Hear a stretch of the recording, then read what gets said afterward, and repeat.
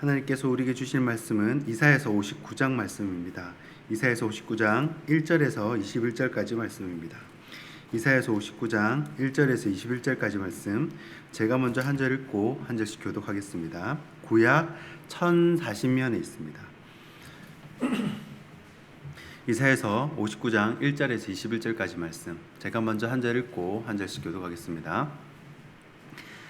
여호와의 손이 짧아 구원하지 못하심도 아니요 귀가 둔하여 듣지 못하심도 아니라.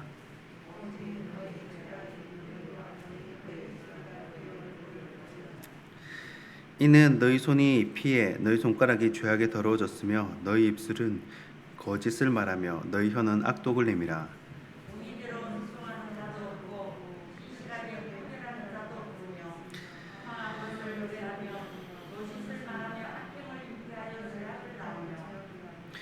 독사의 알을 품으며 거미줄을 짜나니 그 알을 먹는 자는 죽을 것이요 그 알이 밟힌즉 터져서 독사가 나올 것이니라.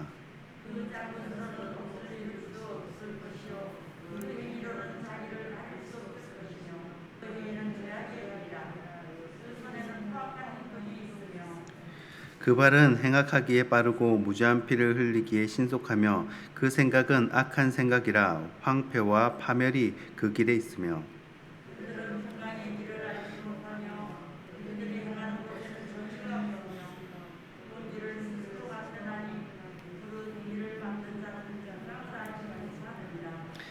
그러므로 정의가 우리에게서 멀고 공의가 우리에게서 미치지 못한즉 우리가 빛을 바라나 어둠뿐이요 밝은 것을 바라나 캄캄한 가운데 행함으로.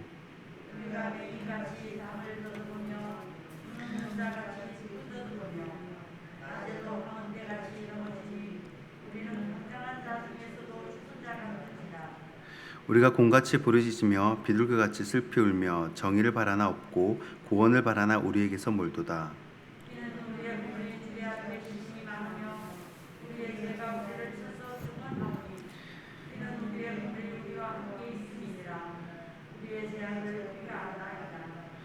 우리가 여호와를 배반하고 속였으며 우리 하나님을 따르는 데에서 돌이켜 포악과 패역을 말하며 거짓말을 마음에 잉태하여 낳으니.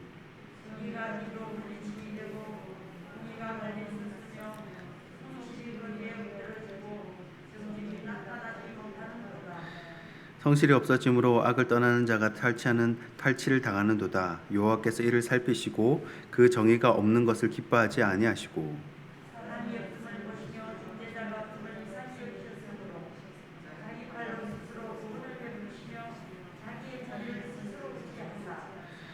공의를 갑옷으로 삼으시며 구원을 자기의 머리에 써서 투구로 삼으시며 보복을 속옷으로 삼으시며 열심을 입어 겉옷으로 삼으시고.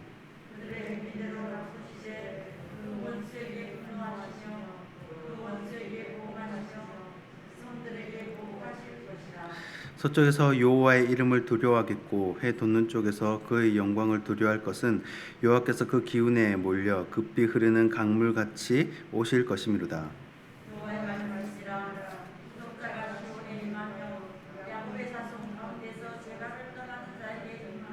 함께 읽겠습니다. 여호와께서 이르시되 내가 그들과 세운 나의 언약이 이러하니 곧 내 위에 있는 나의 영과 내 입에 둔 나의 말이 이제부터 영원토록 내 입에서와 내 후손의 입에서와 내 후손의 후손의 입에서 떠나지 아니하리라 하시니라. 여호와의 말씀이니라. 아멘. 하나님의 말씀입니다. 네, 오늘은 이사야서 5번째 시간입니다. 회복의 3단계라는 제목으로 하나님 말씀 나누도록 하겠습니다. 이 성경은 하나님께서 인생에 고통을 주실 때 그만한 이유가 있다라고 말을 합니다. 그래서 예레미야 선지자를 통해서 하나님은 이렇게 말씀하시죠. 예레미야 29장 11절입니다. 여호와의 말씀이니라. 너희를 향한 나의 생각을 내가 아나니 평안이요 재앙이 아니니라. 너희에게 미래와 희망을 주는 것이니라. 아멘. 자, 이스라엘이 다른 나라들에게 괴롭힘을 당하고 또 살지 못하게 만드는 것은 미워서 그러는 것이 아니라 그들의 죄에서 돌이키게 하고 하나님 안에서 평안을 누리게 하기 위함이라는 것입니다. 이사야 선지자가 살던 시대 또한 마찬가지입니다. 북이스라엘의 우상숭배와 그리고 사회적 악으로 가득했습니다. 이 저울을 속인다든지 아니면 약한 자를 돕지 않는다든지 여러 죄들이 많았지만 가장 큰 죄는 여로보암의 길로 행했다라는 것입니다. 이 말은 북이스라엘의 왕이 바뀔 때마다 약 20번 정도 계속해서 반복되는 말입니다. 이 대부분의 왕이 여로보암의 길로 행했다는 것입니다. 여러분, 그러면 이 여로보암의 길로 행했다라는 것이 무슨 말이겠습니까? 그것은 바로 금송아지 사건입니다. 열왕기상 12장 28절과 29절입니다. 이에 계획하고 두 금송아지를 만들고 무리에게 말하기를 너희가 다시는 예루살렘에 올라갈 것이 없도다. 이스라엘아, 이는 너희를 애굽 땅에서 인도하여 올린 너희의 신들이라 하고 하나는 베델에 두고 하나는 단에 둔지라. 아멘. 자, 금송아지를 만들어서요. 이것이 하나님이니 절하고 섬기라는 겁니다. 이 북이스라엘 여로보암 왕이 이 남유다로 이 백성들이 내려갈 것을 우려해 가지고 있지도 않는 금송아지 만들어 가지고 하나님이라고 섬기라는 것입니다. 그래서 온 백성이 이 죄 가운데 있도록 만든 것입니다. 이 더 과간은 다음 절입니다. 열왕기상 12장 30절과 31절입니다. 자, 이 일이 죄가 되었으니 이는 백성들이 단까지 가서 그 하나에게 경배함이더라. 그가 또 산당을 짓고 레위 자손이 아닌 보통 백성으로 제사장을 삼고. 자, 이 일이 죄가 되었다고 성경은 분명하게 기록합니다. 그리고 더 말도 안 되는 것은 레위 자손이 아닌 보통 백성으로 제사장을 삼았다는 것입니다. 그러니까 레위인들의 제사법, 또 성막의 규례나 가장 중요한 이 모세의 율법을 모르고 전혀 모세의 율법을 모르는 사람들이 모세의 율법을 가르치고 제사를 인도했다는 것입니다. 그러니 나라가 망하지 않는 것이 더 이상하겠죠. 하지만 하나님은 항상 긍휼과 언약을 생각하셨습니다. 이 돌아올 기회를 주시는 겁니다. 그리고 다시 회복을 시키시는 거죠. 다시 구원시키는 여정, 그 단계가 바로 오늘 이사야 59장을 통해 그 내용을 말씀해 주고 계십니다. 그러면 하나씩 한번 살펴보겠습니다. 이 회복의 3단계, 첫 번째는 깨닫게 하신다입니다. 그러면 무엇을 깨닫게 하십니까? 내가 뭘 잘못하고 있는지 깨닫게 하신다라는 것입니다. 이것은 스스로 깨달을 수도 있지만요, 어떤 사건, 반복되는 사건을 통해서 깨닫게 하시고 또 어떤 사람을 통해서, 또 어떤 선지자를 통해서 깨닫게 하시는 경우가 있습니다. 오늘 본문 2절 말씀입니다. 오직 너희 죄악이 너희와 너희 하나님 사이를 갈라놓았고 너희 죄가 그의 얼굴을 가려서 너희에게서 듣지 않으시게 함이니라. 아멘. 자, 하나님은 이스라엘 백성에게 선지자 이사야를 통해서 그들의 죄를 깨닫게 하십니다. 하나님은 왜 우리 인생을 이렇게 괴롭게 하시나? 왜 나의 길이 이렇게 풀리지 않게 하시나? 왜 야만족으로부터 우리 민족을 보호하지 않으시나? 거기에 대한 답이 바로 오늘 본문 1절과 2절입니다. 자, 이사야 선지자를 통해 뭐라고 말씀하십니까? 이사야 선지자가 이렇게 얘기하죠. 여호와의 손이 짧아서 그런 게 아니다. 너희 죄가 너희 기도를 가린 것이다. 이렇게 이야기를 합니다.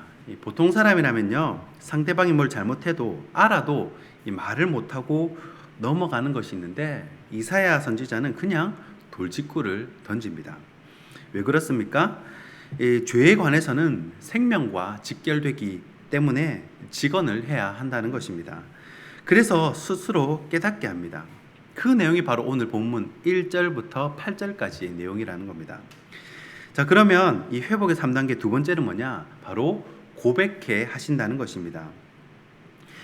아무리 자기 죄를 알아도 절대 인정하지 않는 사람들 있죠. 죄송합니다 하고 고개를 숙이고 다시는 안 그래야지, 이 반성을 하면 되는데 끝까지 내 잘못은 없다라고 하는 경우가 있습니다. 그런데 오늘 9절부터 15절까지 본문은요, 백성들이 죄악을 자백하는 내용입니다. 오늘 본문 12절과 13절입니다. 이는 우리의 허물이 주의 앞에 심히 많으며 우리의 죄가 우리를 쳐서 증언하오니 이는 우리의 허물이 우리와 함께 있음이니라. 우리의 죄악을 우리가 하나이다. 우리가 여호와를 배반하고 속였으며 우리 하나님을 따르는 데에서 돌이켜 포악과 패역을 말하며 거짓을 마음에 잉태하여 나으니. 자, 뭐라고 고백합니까? 우리의 허물이 주님 앞에서 심히 많다는 겁니다. 그리고 우리가 여호와를 배반했다는 것이죠. 포악하고 패역하고 거짓말을 달고 살았다는 것입니다.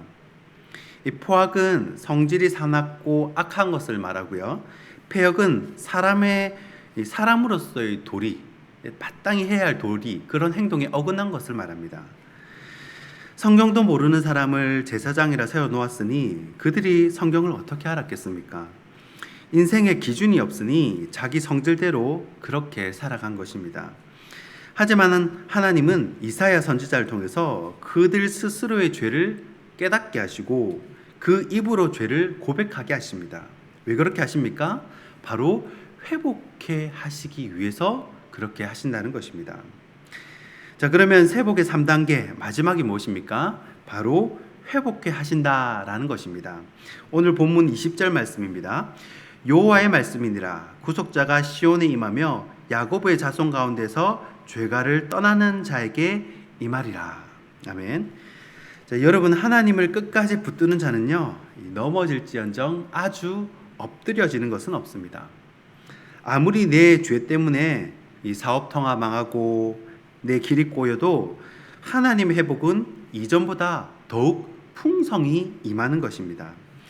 이 사람의 눈으로 보기에는 요셉의 길이 꼬이고 망한 것 같지만 하나님은 요셉이 이전에 채색 옷을 입고 다닌 그 시절보다 더욱 풍성하게 채워주십니다.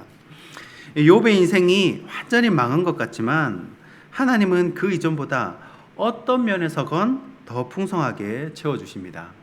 이것이 하나님이 우리에게 약속하신 회복입니다. 그런데 어떤 사람에게 이런 회복이 임하는 것입니까? 바로 오늘 본문 말씀처럼 죄가를 떠나는 자에게 임하리라. 죄를 떠나야 한다는 것입니다.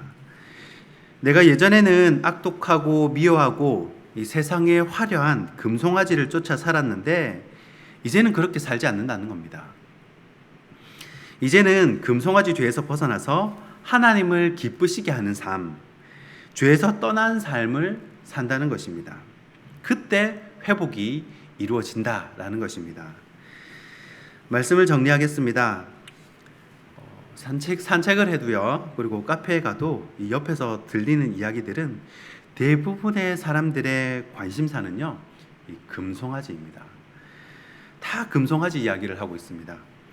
그런데 아주 드물게요, 정말 드물게 예수님 이야기를 하는 분이 있습니다.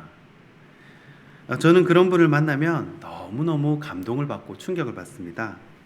요즘 같은 시대에도 이 금송아지 이야기가 아니라 예수님 이야기를 하는 분이 있구나. 그래서 그런 분과 이야기를 하면요, 이 책 속의 예수님, 성경 속에 2000년 전의 예수님이 아니라 진짜 지금도 살아계신, 그리고 지금도 내 옆에서 나를 도와주시는 그런 예수님의 이야기를 들을 수가 있습니다. 이사야서 6장에서 하나님은 누가 나를 위하여 갈꼬? 라고 말씀하실 때 이사야가 그 음성을 듣게 됩니다.